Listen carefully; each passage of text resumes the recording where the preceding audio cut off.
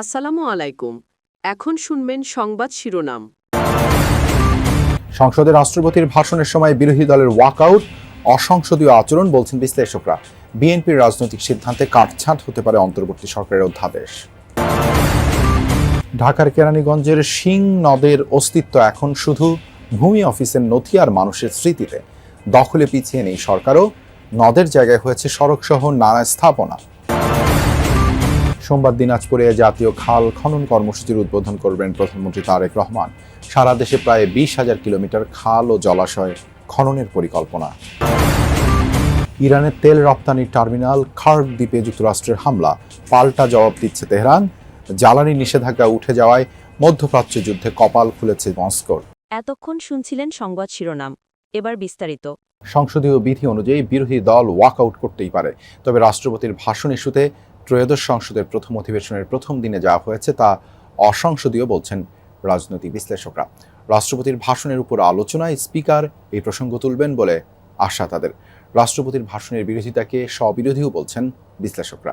24-এর গণঅভ্যুত্থানের মুখে আওয়ামী লীগের ক্ষমতাচ্যুতির পর দলটির মনোনীত রাষ্ট্রপতি মোহাম্মদ শাহাবুদ্দিনের কাছেই শপথ নেন অন্তর্বর্তীকালীন সরকার, যেই সরকারে ছিলেন বর্তমান বিরোধী দলের চিফ হুইপও।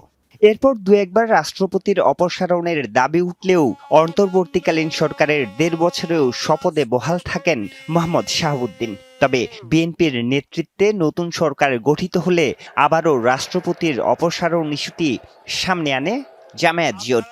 বৃহস্পতিবার ত্রয়োদশ সংসদের প্রথম অধিবেশনেই এ নিয়ে তৈরি হয় উত্তেজনা। ওয়াকআউট করে বিরোধী দল জানিয়ে মিশ্র প্রতিক্রিয়া জানিয়েছেন বিশিষ্ট নাগরিকরা। সাংবিধানিক বিধি অনুযায়ী জাতীয় সংসদের প্রথম অধিবেশনে ভাষণ দেন রাষ্ট্রপতি। বিশ্লেষকরা বলছেন, রাজনীতির অংশ হিসাবেই রাষ্ট্রপতির ভাষণ ইস্যুতে বিরোধিতা করেছেন বিরোধী দল। তবে এই প্রতিবাদকে স্ববিরোধিতা বলছেন অনেকে। বিধি অনুযায়ী ওয়াকআউট করতে পারে বিরোধী দলের সংসদ সদস্যরা, তবে যে প্রক্রিয়ায় তা হয়েছে সংসদীয় রীতিতে শোভনীয় হয়নি অভিমত রাজনীতি বিশ্লেষকদের। রাষ্ট্রপতির ভাষণ, জুলাই সনদ এবং সংবিধান সংস্কার পরিষদ, এই 3 ইস্যুতে আগামীর সংসদীয় রাজনীতি চলবে বলছেন বিশ্লেষকরা। বিএনপির রাজনৈতিক সিদ্ধান্তের ফলে কাটছাঁট বা বাতিল হতে পারে অন্তর্বর্তী সরকারের জারি করা কিছু অধ্যাদেশ। তবে আইন বিশেষজ্ঞরা বলছেন, 2-1টি বিষয়ে বিতর্ক থাকলেও 133টি অধ্যাদেশের অধিকাংশই প্রয়োজনীয়। সরকারের গঠিত কমিটি চাইলেই জনমুখী অধ্যাদেশের সবগুলোকেই বৈধতা দিতে পারবে বলে মনে করেন বিদায়ী আইন উপদেষ্টা আসিফ নজরুল। সংবিধানের 93 অনুচ্ছেদের ক্ষমতা বলে 133টি অধ্যাদেশ মানুষের স্মৃতিতে আছে, কিন্তু বাস্তবে নেই এমন একটি নদ আছে ঢাকায়। স্থানীয় বয়োজ্যেষ্ঠদের স্মৃতিতে এখনও তরতাজা এই নদ শিংয়ের ভরা যৌবনার গল্প। সরকারি নথিতেও নদটির অস্তিত্ব মেলে, তবে সরেজমিনে নদের অবস্থান খুঁজে পাওয়া রীতিমতো দুঃসাধ্য। কোনো কোনো জায়গায় নদ টিকে আছে সামান্য নালা হয়ে, আবার কোথাও চিহ্নই নেই। নানা স্থাপনায় স্থানীয়রা যেমন তেমনি সরকারও নদ ভরাট করে নির্মাণ করেছে সড়ক। একটি প্রবাহের খোঁজে ঢাকার কেরানীগঞ্জে এসেছি আমরা। নদের নাম শিং, স্থানীয়ভাবে পরিচিত সিংহ নদ নামে। একসময় সিংহ নদই ছিল কেরানীগঞ্জের লাইফলাইন। স্থানীয়দের আলাপে বারবার উঠে আসে সেই স্রোতধারার কথা। কাগজে 17 কিলোমিটার দীর্ঘ এই নদটি খুঁজে পেতে আমাদের বেগ পেতে হয়েছে। পথে নানাজনকে জিজ্ঞেস করে পাওয়া গেল এর অবস্থান। বেশিরভাগ জায়গায় নদ সরু নালার মতো। আরও আশ্চর্য, কোথাও পানির অস্তিত্বই নেই। শিং নদের সীমানা বুঝতে 17 কিলোমিটার ঘুরে দেখি আমরা। সরেজমিনে অনেক খুঁজেও অনেক জায়গাতেই শিং নদের কোনো অস্তিত্ব পাইনি আমরা। তাই সরকারি নথি খুঁজতে চাই। RS, CS এবং SA রেকর্ডস দেখে নিশ্চিত হতে চাই নদের অবস্থান। তাই আমরা এসেছি কেরানীগঞ্জ ভূমি অফিসে। এখানকার 2জন সার্ভেয়ার দেলোয়ার হোসেন ও আফজাল হোসেনের সাথে কথা হয়। নামানো হয় সব নথি ও নকশা।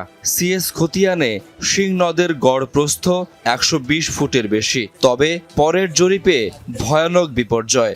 ধর্মসুর এবং আকসাইল মৌজায় RS খতিয়ানে শিং নদের বেশিরভাগ জায়গা রেকর্ড দেখানো হয়েছে ব্যক্তি মালিকানায়, আর এতেই নদের মৃত্যু পরোয়ানা লিখেছে রাষ্ট্র নিজেই।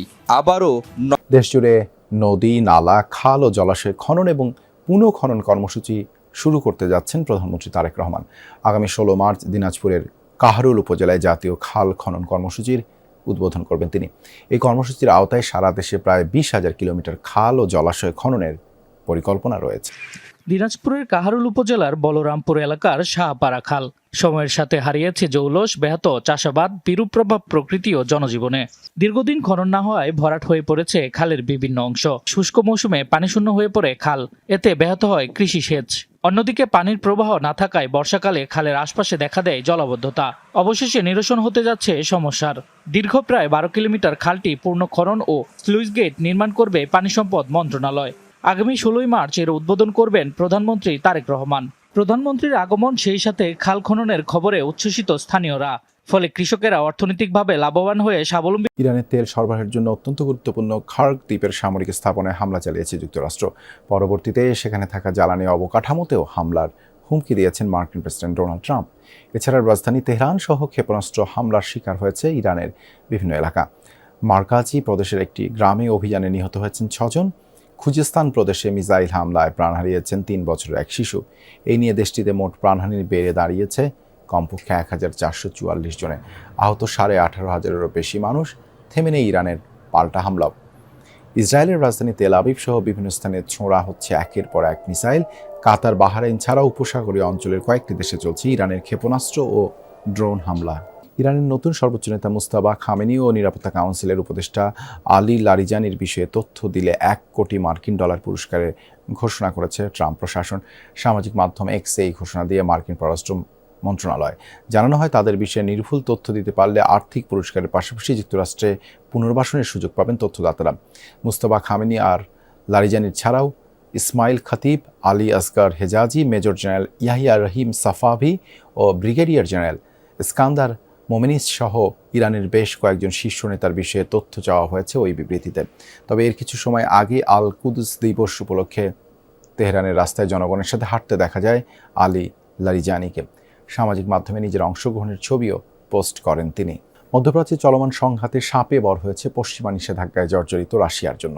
এরই মাঝে বিশ্ববাজারে জ্বালানির সংকট মোকাবেলায় রাশিয়ার উপর থেকে সাময়িকভাবে নিষেধাজ্ঞা তুলে নিয়েছে যুক্তরাষ্ট্র। তেলের দাম আরও বৃদ্ধি পেলে নিজেদের অর্থনীতির প্রধান উৎসকে কাজে লাগিয়ে কোষাগারে শত শত কোটি ডলার জমা করতে সক্ষম হবে দেশটি, যা কাজে লাগাবে সামরিক রসদ যোগানের খাতে। বিশ্লেষকদের মতে বিদ্যমান এই সংকট দীর্ঘমেয়াদে বদলে দিতে পারে রাশিয়া ইউক্রেন যুদ্ধের সমীকরণ। ইরানের সাথে মার্কিন ইসরায়েল চলমান যুদ্ধের প্রভাবে টালমাটাল পুরো বিশ্ব। হরমুজ প্রণালী দিয়ে জ্বালানি আমদানি বন্ধ হয়ে যাওয়ায় বিপাকে এশিয়া ও ইউরোপের দেশগুলো। রফতানি বাধায় ধুঁকছে মধ্যপ্রাচ্য। এই অস্থিরতার সাপে বড় হয়েছে রাশিয়ার জন্য। বিশ্লেষকরা বলছেন, ইরানে চলমান মার্কিন আগ্রাসন রাশিয়া